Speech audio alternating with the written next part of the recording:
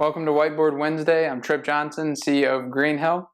Today we're going to talk about radical candor. At Greenhill, one of our core values is transparency. And what that means is that we communicate with each other with radical candor. Now this paradigm came up from the book by this title, Radical Candor. Go figure. It's a great one from Kim Scott. Anyway, in order to express yourself and to communicate with radical candor, there are two prerequisites. You have to care personally and you have to challenge directly.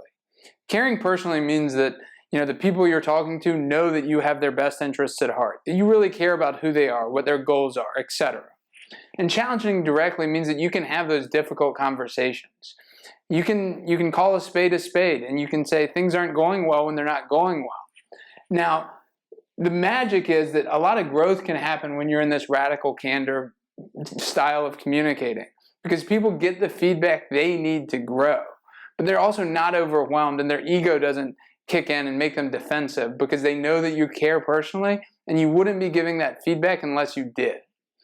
Last week we talked about the importance of vulnerability, and as a leader I learned that first of all, I've always been good at challenging directly.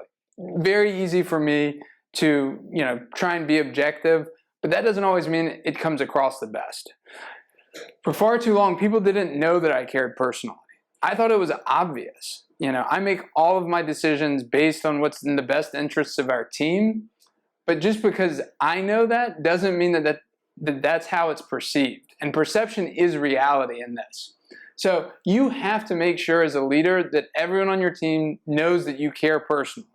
And in order to do that, that's where we get into the vulnerability piece. You've got to be vulnerable with your team. And what they will do is most likely they'll hold that in confidence and then they'll trust you.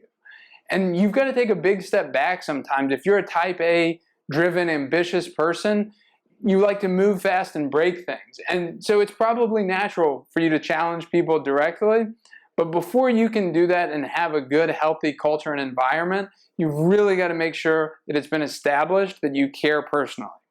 So, for anyone who's interested in this, go check out the book Radical Candor, and just know that in order to have those crucial conversations, and in order for people to take away what needs to be taken away, they have to know that you care personally. And sometimes that's a little harder than it looks.